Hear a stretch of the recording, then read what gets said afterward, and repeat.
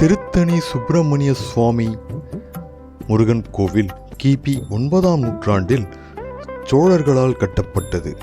இது தமிழ்நாட்டின் தொண்டை மண்டலத்தில் மிகவும் முக்கியமான முருகன் கோவில்களில் ஒன்றாகும். கோவிலின் வரலாறு சங்ககால புலவர் நக்கீரர் இயற்றிய திருமுருகாற்றுப்படையில் குறிப்பிடப்பட்டுள்ளது. திருத்தணி என்ற பெயர் தணிகை என்ற சொல்லிலிருந்து வந்தது. முருகப்பெருமான் சூரபத்மனை வதம் செய்து கோபம் தணிந்து வள்ளி மற்றும் தெய்வானையுடன் நேர்ந்த இடம்தான் திருத்தணி. இத்தலத்தில் முருகப்பெருமான் ஒரு தனி மலையில் கிழக்கு நோக்கி எழுந்தருளியுள்ளார். இந்த கோவில் பல்லவர்கள் மற்றும் சோழர்கள் வரைபடப்பட்டு பராமரிக்கப்பட்டது.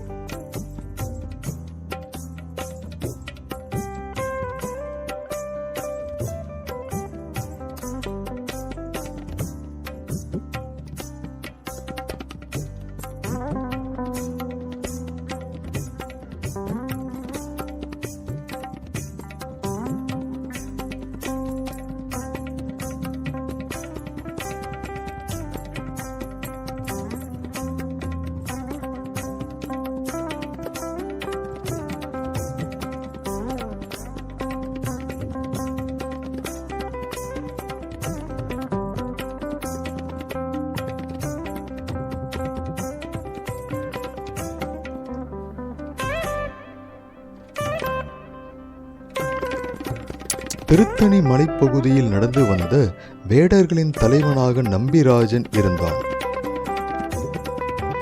அங்கு சந்தர்ப்பவசமாக பூமிக்கு வந்த வள்ளி என்னும் குழந்தையை வளர்த்தார். முருகன் முதியவர் வடிவில் வள்ளியை ஆட்கொண்டு கணேசரின் உதவியால் திருமணம் செய்தார் என்றும் புராணக் கதைகள் கூறுகின்றது. திருத்தணி முருகன் கோவில் முருகப்பெருமான் தலங்களில் 6 படை வீடுகளில் ஒன்றாகும் மற்றும் இது பக்தர்களுக்கான முக்கிய திருத்தலமாகும்.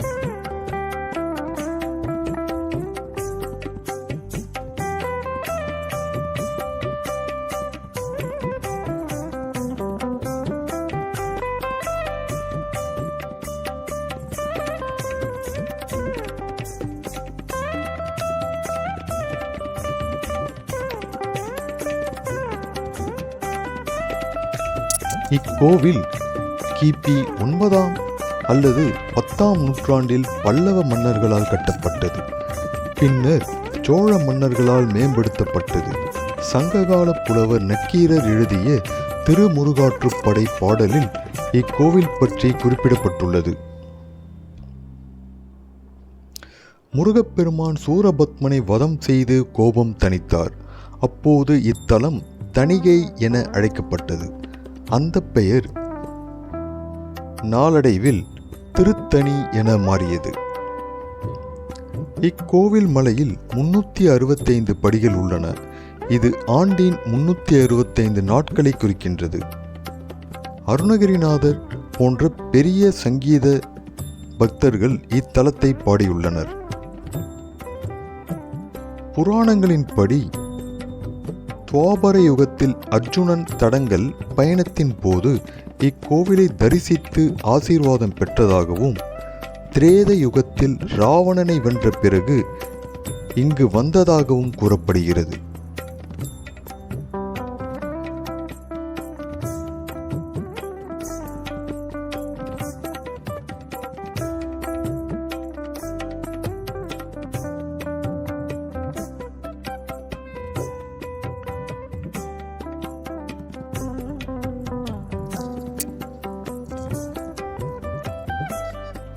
முருகப்பெருமான் இங்கு வள்ளி மற்றும் தெய்வானையை திருமணம் செய்தார்.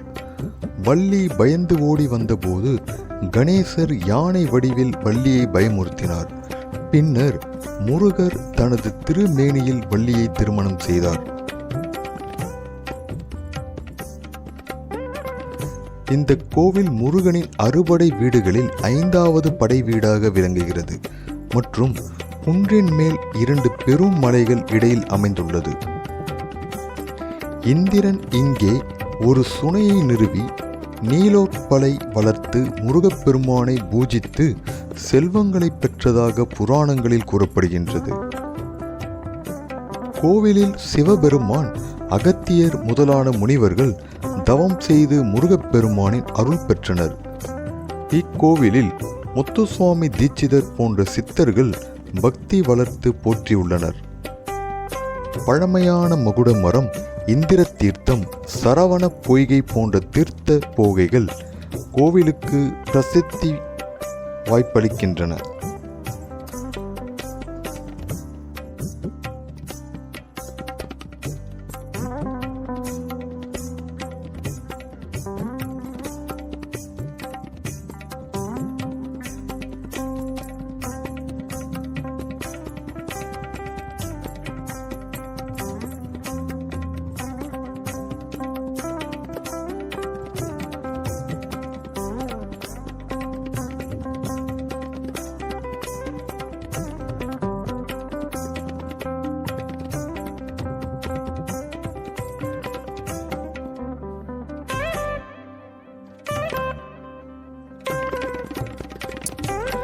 இதன் மூலம் திருத்தணி சுப்பிரமணிய சுவாமி கோவில் என்பது மிக பழமையான தமிழ் புராண கலாச்சாரத்தில் முக்கிய இடம் பெற்ற கோவிலாகும். இதில் முருகப்பெருமான் வீரமூர்த்தியாக சூரனை வென்று சிந்தனை மற்றும் கோபம் தணிந்து வள்ளி தெய்வானையை வைத்து திருமணம் செய்து ஆன்மீகம் மற்றும் பக்தி வழிபாட்டில் பெரும் முக்கியத்துவம் கொண்டு வருகின்றது.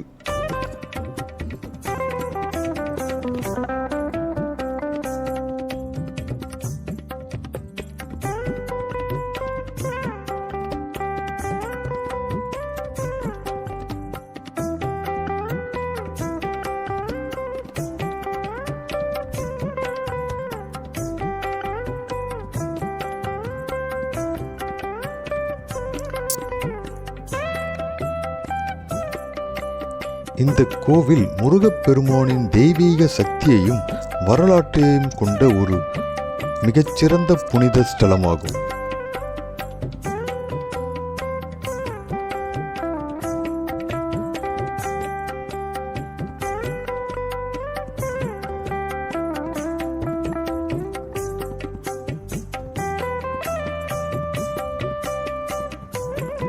இம்மலையின் இரு பக்கங்களிலும் மலை தொடர்ச்சி பரவி உள்ளது. வடக்கே உள்ள மலை வெண்மையாக இருப்பதால் பச்சரிசி மலை என்றும், தெற்கே உள்ள மலை கரு நிறமாக இருப்பதால் புண்ணாக்கு மலை என்றும் அழைக்கப்படுகிறது. சரவண பொய்கை என்ற புகழ்மிக்க குமார தீர்த்தம் என்ற திருக்குளம் மலை அடிவாரத்தில் உள்ளது. இத்திருக்குளத்தை சுற்றி பல மடங்கள் இருப்பதால் இது மடம் கிராமம் என்றும் அழைக்கப்படுகிறது. குளத்தின் கிழக்கு கரையிலிருந்து மலையை பார்த்தால் வளைவாக இடம்பெற்ற மாலையைப் போல் இருக்கும். அக்காட்சி மிகவும் அழகாக திகழும். ஆகையால் அருணகிரிநாதர் இதை அழகு திருத்தணி மலை என புகழ்ந்து பாடியுள்ளார்.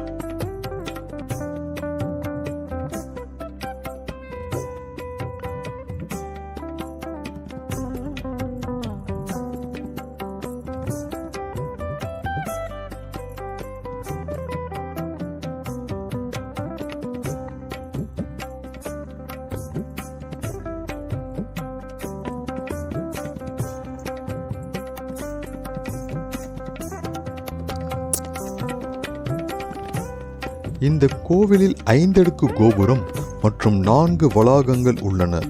இக்கோவிலுடன் தொடர்புடைய பல நீர்நிலைகள் உள்ளன. இத்தலத்தில் முருகன் வலக்கையில் சக்தி அஷ்டம் எனப்படும் வஜ்ர வேலுடன், அதாவது இடி போன்ற ஓசை எழுப்பும் சூலம் போன்ற கருவி, இடக்கையை தொடையில் வைத்து ஞான சக்தி பெற்றவராக காட்சி தருகிறார். மற்ற கோவில்களில் உள்ளது இந்த முருகனிடம் வேல் கிடையாது. அலங்காரத்தின் போது மட்டுமே தனியே வேல் சேவல் கொடி வைக்கின்றனர். வள்ளி தெய்வானை இருவருக்கும் தனித்தனி சந்நிதிகள் இங்கு உள்ளன.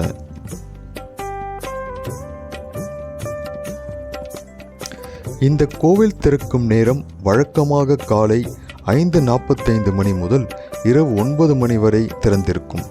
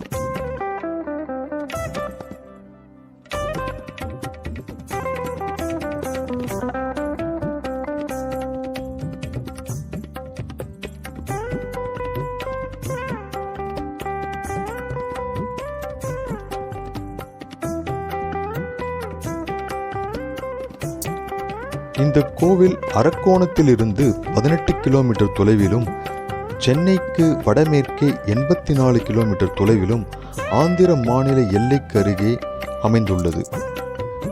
சென்னையிலிருந்து திருத்தணி செல்ல பேருந்து மற்றும் ரயில் போக்குவரத்து வசதிகள் உள்ளன. இங்கு முக்கிய திருவிழாக்கள் டிசம்பர் 31 படித்திருவிழா, ஆடி கிருத்திகை, கந்த சஷ்டி, பங்குனி உத்திரம், தைப்பூசம் மற்றும் ஆடித்தெப்பத் திருவிழா போன்ற விழாக்கள் கோலாகலமாக இங்கு கொண்டாடப்படுகின்றது.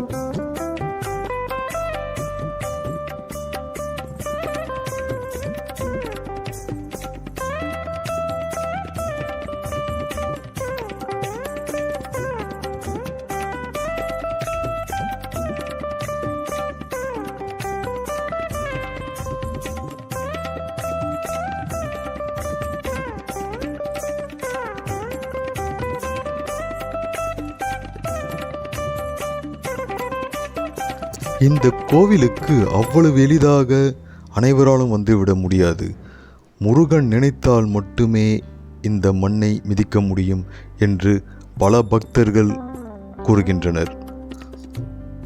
உங்களுடைய வாழ்வில் திருப்பம் நிகழ வேண்டுமானால் இந்த கோவிலுக்கு ஒரு முறையாவது வந்து முருகப்பெருமானை தரிசியுங்கள், பயன்பெறுங்கள். நன்றி, வணக்கம்.